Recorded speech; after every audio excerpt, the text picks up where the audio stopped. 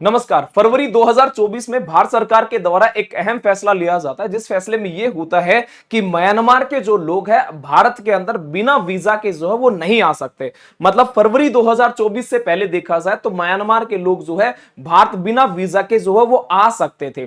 तो 2024 के अंदर यह फैसला लिया गया, जिसके तहत जो है ना फाइनलाइज कर दिया गया कि भारत और म्यांमार की जो सीमा है उसके ऊपर बाउंड्री या फिर बाड़ लगाने का प्रबंध किया जाएगा।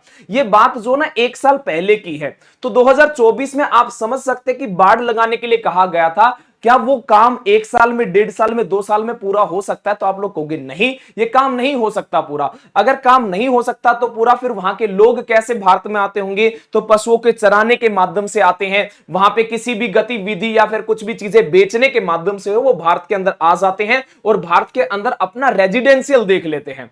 जान के बड़ी हैरानी होगी, मिजोरम के अंदर 35,000 से अधिक शरणार्थी या फिर घुसपैठिए जो है वो भारत के अंदर या फिर हमारे मिजोरम के अंदर रहते हैं। अब सरकार का क्या रवैया है या फिर वहां की स्टेट गवर्नमेंट का क्या रवैया है वो भी मैं आप लोगों को बताऊंगा। भारत की पॉपुलेशन लगभग 150 करोड़ के पार है।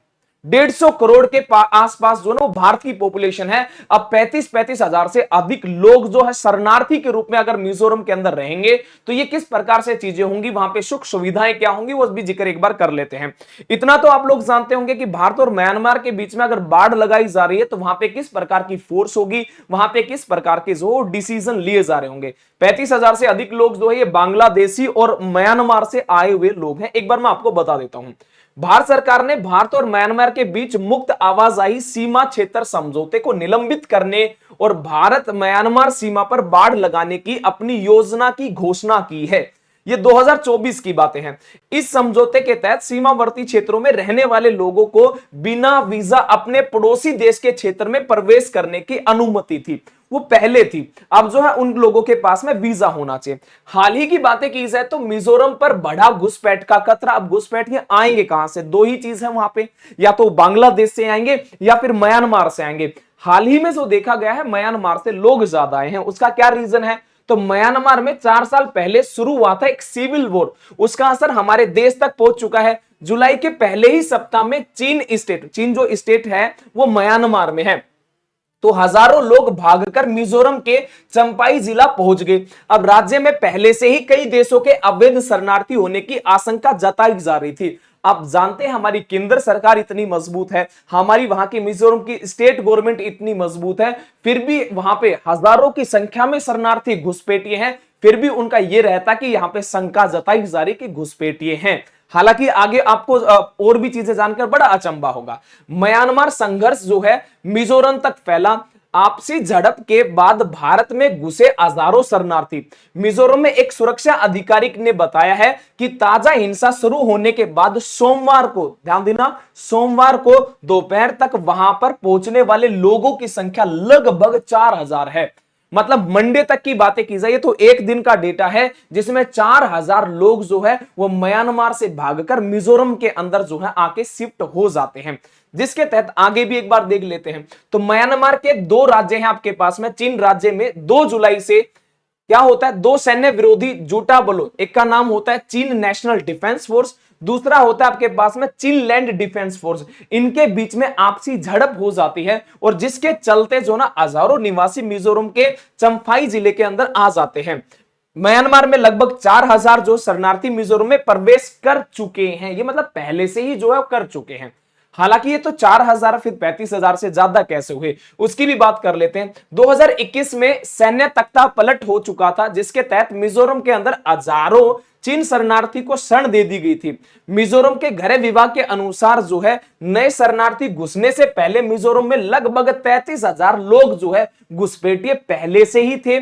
2,000 जो लोग थे वो थे वहां के बांग्लादेश के, तो टोटल हो गए 35,000 और 4,000 अभी वाले बता रहे तो लगभग 39,000। ये तो वो आंकड़ा है जो कि सरकार के द्वारा बताया गया है। ऐसे भी तो हजारों लोगों की संख्या होगी ना जिसका आंकड़ा जो है वो सरकार तक पहुंचा ही नहीं होगा। डायरेक्ट डायरेक्ट या इनडायरेक्टली तरीके से भी वहां पे रह रहे होंगे। हालांकि अगर देखा जाए अभी की बातें की जाए तो म्यांमार के 85 लोग जो हैं सीमा पार करते हुए पकड़े जा चुके हैं। मतलब 85 लोग एक साथ पकड़े जा रहे हैं। आप समझ सकते हैं कि किस प्रकार के म्यांमार के लोगों की हालत होगी और किस प्रकार से हमारे मिजोरम की हालत होगी। अब सरकार क्या कर रही है? सरकार की अलग ही रणनीति रहती है, तो आप लोग जानते हैं। तो हमारी केंद्र सरकार क्या कहती है? केंद्र सरकार कहती है इनका फोटो खींचो, इनका फिंगरप्रिंट लो और इनकी आधार जैसी जानकारी ली जाए। अवैध घुसपैठ को रोकने के लिए उनकी पहले पहचान को बनाए रखे। मतलब इनका जो है पहले पूरा का पूरा एक प्रोसीजर होगा, इनको अवैध घोषित किया जाएगा, उसके बाद देखा जाएगा इनको वापस भेजना है या नहीं भेजना। अब ये तो केंद्र सरकार की बातें हैं। अब केंद्र से जब बात स्टेट पे आती है तो स्टेट क्या कर रहा है? तो वहां की सरकार की बातें की जाए, लाल दुहोमा जो है ना वो मिजोरम के नए मुख्यमंत्री, उन्होंने ये कहा है कि हमारा एक मानवीय अधिकार है, क्योंकि भाईचारे का अधिकार तो अपनाएंगे, तो इन शरणार्थियों की मदद करना। ठीक है जी। मिजोरम में बहुसंख्यक लोग जो ना वो चिन समुदाय से ताल्लुक रखते हैं। चिन समुदाय देखा जाए तो म्यांमार का है। अब म्यांमार के लोग जो है उनके साथ में ताल्लुकात रखते मिजोरम के, आप समझ सकते हो। तो इसका मतलब पहले से काफी लंबे समय से म्यांमार के लोग यहाँ पे रह रहे हैं। तो हमारा फर्ज क्या बनता है? हमारा फर्ज बनता है इनको राशन देना, कपड़े देना, दवाई देना। आप समझ सकते हैं कि जिस देश के अंदर इतनी बड़ी जनसंख्या है, जहां पे बेरोजगारी अपनी चरम सीमा पे है, लोग जो है रोजगार के लिए चिल्ला रहे हैं और हम ये कह रहे हैं कि दूसरे देश से आने वाले जो लोग हैं, घुसपैठिए हैं, उनको हम राशन, कपड़े और दवाई दें।